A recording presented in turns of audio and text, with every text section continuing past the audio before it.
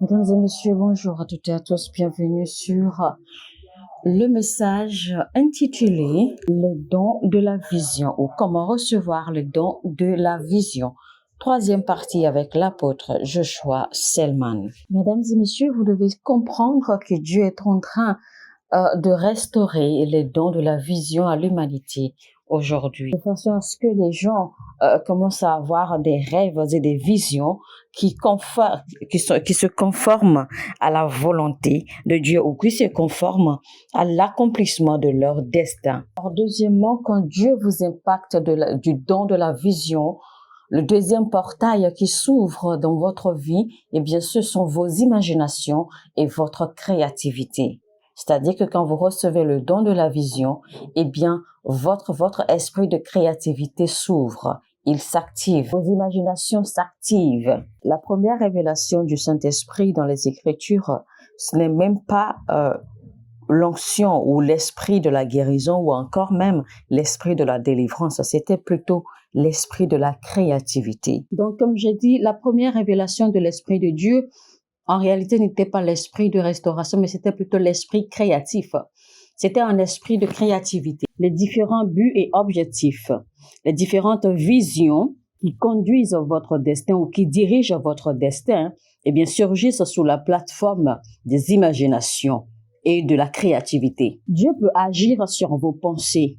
Dieu peut agir sur vos imaginations de sorte que vous allez commencer à imaginer ou à produire des images, à produire des visions, à produire des maquettes qui vont, à votre grand étonnement, peut-être s'aligner à la volonté de Dieu, qui vont s'aligner au plan originel que Dieu a à développer dans votre vie. Quand nous lisons Genèse chapitre 11 du verset 1 au verset 5, nous voyons bien là la puissance de l'imagination. À cette époque-là, tous les hommes parlaient la même langue et tenaient le même langage. Lors de leur migration depuis le soleil levant, ils découvrirent une vaste plaine dans le pays de Shinéar et ils s'y établirent. Ils se dirent les uns les autres, allons, moulons des briques et cuisons-les au four. Ici, ils employèrent les briques comme pierre et le bitume leur servit de mortier. Puis ils dirent, allons, construisons-nous une ville et une tour.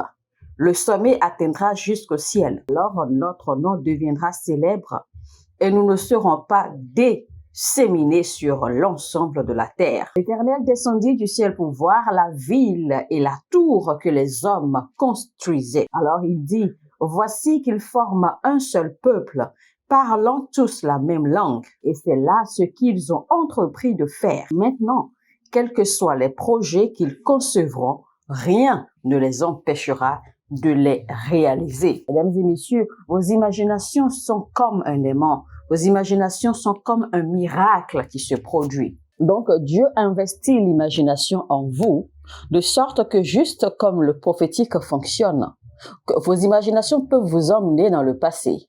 Vos imaginations peuvent vous projeter dans le futur. Vos imaginations peuvent atteindre des dimensions, peuvent atteindre des territoires ou des lieux auxquels vous ne pouvez pas accéder physiquement. Lisons Exode, chapitre 31, du verset 1 au verset 6. L'Éternel parla à Moïse en ces termes. Il faut déjà souligner au passage en réalité que c'est par les imaginations et la créativité de Moïse que la tablette des commandements a été libérée. Verset 2.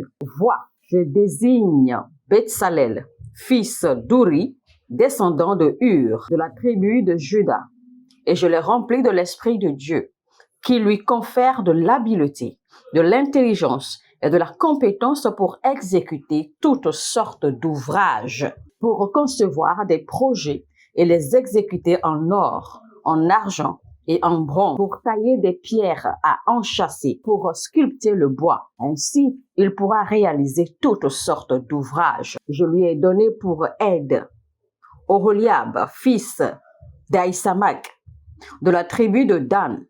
Et de plus, j'ai accordé un surcroît d'habileté à tous les artisans experts, afin qu'ils soient capables d'exécuter tout ce que je t'ai ordonné. Il est une chose de recevoir les commandements. Il est une chose de recevoir les instructions de Dieu. Il est une chose de recevoir les images, les tableaux, les maquettes, les visions de Dieu. Mais vous avez forcément besoin que votre imagination et que votre esprit de créativité soit activé. Vous savez qu'il y a beaucoup d'entreprises du monde aujourd'hui qui se sont fait des alliances avec les esprits et les démons, et ces compagnies ne cessent d'inventer, ne cessent de créer de nouvelles choses, ne cessent de faire sortir de nouvelles créations basées sur leurs imaginations, basées sur leur esprit de créativité, etc. Et même dans le but de modifier le genre humain. Malheureusement, les chrétiens ou les croyants ne savent pas que les dons de la vision peuvent transiter et produire des imaginations, des créativités que nous pouvons utiliser pour impacter le monde. Et si par exemple, en tant qu'artiste du gospel, vous connaissez ces réalités ou cette vérité, eh bien forcément, cela aura un impact sur les genres ou le genre de chant que vous allez produire. La plupart de ces chants, en fait, ne sont pas reçus directement mot pour mot, point par point, lettre par lettre, mélodie par mélodie exactement du ciel. Non. La plupart de ces chants sont reçus partiellement, et ensuite alors ceux qui ont reçu les chants vont s'asseoir et faire travailler leur imagination. C'est alors que le Saint-Esprit prendra le contrôle et agir sur leur imagination et les amener alors d'accord de par leur esprit de créativité à compléter, à agencer, à préparer le chant, à y mettre la mélodie qu'il faut, à y mettre le mot qu'il faut, où il le faut, et etc., de sorte à produire un son ou un chant impeccable qui soit capable d'inspirer et d'impacter et de toucher l'âme et ce que vous aimez tant. Il y a des gens qui sont récompensés partout dans le monde entier parce que ces gens ont réussi à télécharger ou à représenter, ou à reproduire plutôt, des technologies qu'ils ont reçues depuis le règne céleste. Ils ont été capables de pénétrer les pensées, les idées ou les imaginations de Dieu pour pouvoir reproduire en fait de nouvelles créations, pour pouvoir faire des innovations utiles au monde, des innovations qui rendent la vie facile, des innovations qui apportent assez d'aide à l'humanité. Mais comment sont-ils arrivés à faire cela?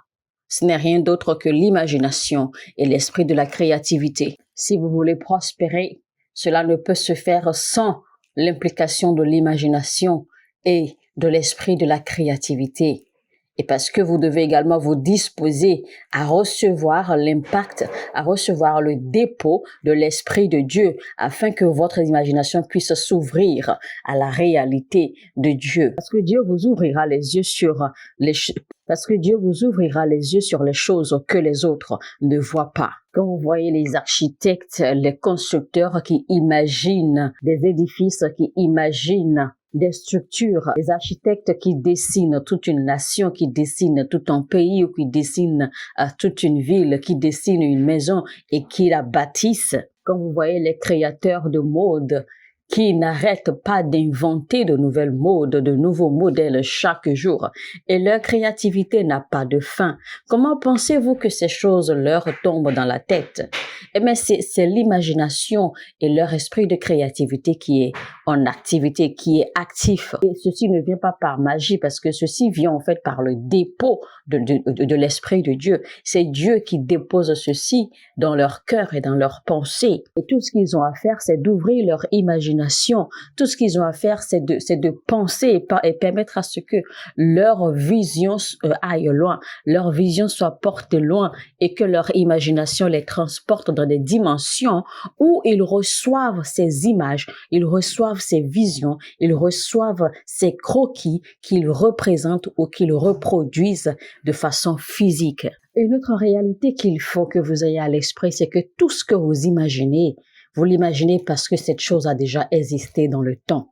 Parce que si cette chose n'a pas existé dans le temps, elle ne peut pas se reproduire dans votre esprit. Donc tout ce que vous voyez imaginé et reproduit aujourd'hui a déjà existé. Alors tout ce qui se reproduit dans votre imagination, c'est parce que cette chose existe déjà. Cette chose a déjà une représentation claire dans le règne de l'esprit. C'est pour cela qu'elle arrive à se téléporter dans votre esprit ou dans vos imaginations. Autrement, cela n'existerait pas. Donc, votre devoir est de travailler sur votre imagination et travailler sur votre esprit de créativité, travailler sur vous-même de ce que vos yeux s'ouvrent. Comme ça, vous pourrez alors recevoir les visions, les croquis, les images, les plans qu'il faut pour l'accomplissement parfait de votre volonté selon les plans originels de Dieu. Si vous travaillez sur votre imagination et votre esprit de créativité, vous serez en mesure d'être disposé et disponible à l'Esprit de Dieu de déposer les plans, les visions, les images, des créations en votre esprit. Dieu sera en mesure de pénétrer ou de prendre possession de votre imagination pour pouvoir vous montrer ou vous révéler les plans pour l'accomplissement de votre destin. Vous voyez comme la Bible dit dans Éphésiens 3 au verset 20, il dit « À celui qui par la puissance qui agit en nous, peut réaliser infiniment au-delà de ce que nous demandons ou même de ce que nous imaginons. » Alors laissez-moi vous dire ceci, si vous êtes prédicateur et que vous avez prêché pendant une semaine, si vous manquez de l'esprit de créativité et de l'imagination fertile, eh bien après une semaine de prédication, vous risquez de ne plus avoir de message du tout parce que vous ne saurez même pas quoi penser. Vous ne saurez d'où sortir un message pour prêcher. Parce qu'en réalité, cette chose de prédication n'est pas seulement quelque chose que vous recevez ou qui vient par les visions. Il ne s'agit pas seulement de voir les visions, il ne s'agit pas seulement de prophétiser. Car c'est ce même règne, cette même dimension de créativité et d'imagination, c'est dans ce même règne que repose la productivité. Je reprends cette dernière phrase, pardon. C'est dans ce règne, cette dimension d'imagination et d'esprit de créativité que repose la productivité. Je me rappelle une fois dans le temps, j'avais perdu un de mes téléphones dans lequel j'avais stocké plus de 800 messages. Plus de 800 prédications, plus de 800 messages en fait que j'avais préparés pour prêcher. Cela m'a fait tellement mal. Mais heureusement pour moi, ou la source d'où j'ai reçu en fait les messages, la source dont les messages m'ont été inspirés, la source existe toujours. Elle n'a pas tari. Donc, ces messages peuvent encore revenir dans mon esprit puisque ces messages sont passés par mon imagination, par mon esprit de créativité et par ce que j'ai reçu de Dieu. Et donc, rien de tout cela n'a tari. C'est encore là, c'est encore disponible. Donc, en réalité, je n'ai rien perdu parce qu'il suffit simplement que je me pose calmement et je vais récupérer tous ces messages depuis mon subconscient. Donc, en toute sincérité, il y a vraiment ce qu'on appelle, ou il y a vraiment la puissance ou l'impact ou encore le miracle du don de la vision qui agit sur votre imagination, qui agit sur votre esprit de créativité. Les choses qui sont créées, les choses qui sont inventées, les innovations, la nouvelle technologie, nouvelle création de différents artistes à tous les niveaux dans le monde entier, en fait, ne sont pas venus de leur esprit. Parce que quand vous leur posez la question, la plupart vous diront que ben oui, en fait, ils se sont imaginés des croquis, qui se sont imaginés des images, ils se sont imaginés des styles, ils se sont imaginés des modèles. Mais non, en réalité, toutes les créations, en fait, sont venues du règne de l'esprit, impactées par l'esprit de Dieu. C'est simplement que leur esprit de créativité et leur imagination étaient préparés et disposés à recevoir et héberger l'esprit de Dieu pour leur transférer ces créations, de sorte à ce qu'ils puissent les reproduire dans le règne physique. C'est tout ce qui se passe. C'est pour cela qu'en plus d'avoir le don de la vision, vous devez être disposé ou vous devez travailler sur votre imagination, votre esprit de créativité et de sorte ainsi à vous ouvrir au dépôt de l'esprit de Dieu afin de vous transférer, afin de téléporter les choses qu'il faut pour votre destin dans votre pensée, dans vos imaginations. Mesdames et messieurs, c'était donc la troisième partie du message « Comment recevoir le don de la vision ». Les yeux qui voient avec l'apôtre Joshua Selman.